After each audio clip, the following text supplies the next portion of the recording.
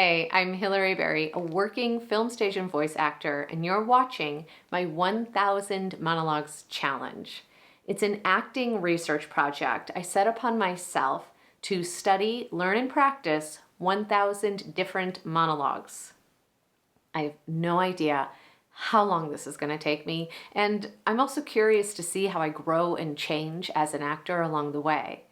So whether this is your first time watching or your 500th, I'm really thankful you're here supporting this massive journey.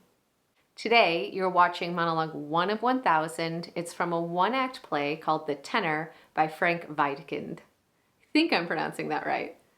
Let's watch it, then we'll chat.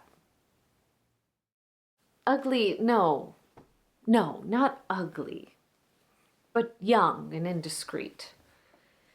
You're not ugly because I have to be a singer, because I have to be an artist. Don't misunderstand me.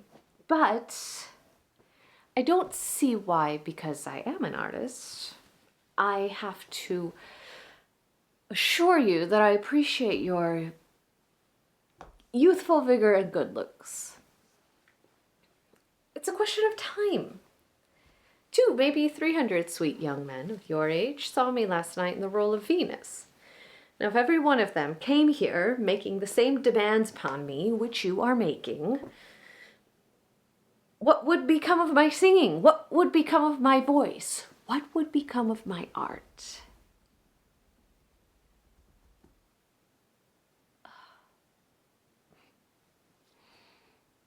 It's a crime for you to sulk because you are still so young.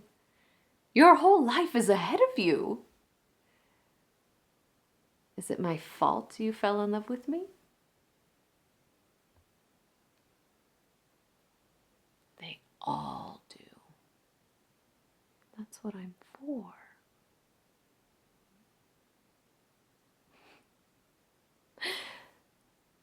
Now won't you be a good lad and let me, for the few moments I have left, prepare for tomorrow's appearance?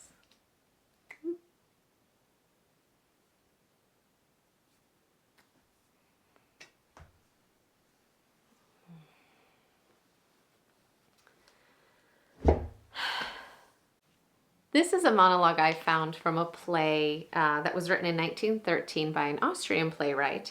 The play is called The Tenor, and the main character is an opera tenor, but I made it a soprano for my own purposes.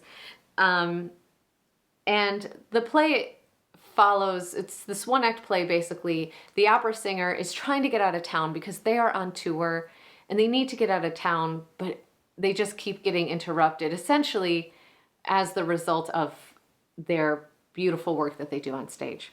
And in this moment, a young fan, a teenage fan, has come and basically offered themselves up to them and said, I'm in love with you.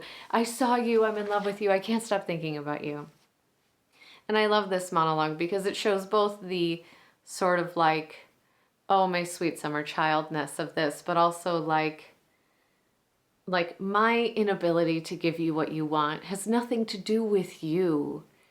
And it offers these bigger questions like, we do maybe even today demand so much of our celebrities and the artists that we love, but if they really were to indulge everything that we ask of them, could they really be the artists that they are? And that's essentially the question that they're posing here. And then of course the beautiful point at the end when the opera singer says, when Geraldine in my version says, look, you fell in love with me because that's what art does. It moves you, but you don't really love me, you know? And it's a very nice way of saying that. And I think that's still very apropos today because we get so moved. We get conflated and sometimes I think expect the people that we see on the screen or on stage or in our ears, or that we see their work on a canvas or sculpted, that then everything we imagine they are, they must be, and they owe us something. But they don't owe you anything. And this play, in a very fun way, explores those concepts. And I just love how it's over 100 years old and the themes are still apropos today.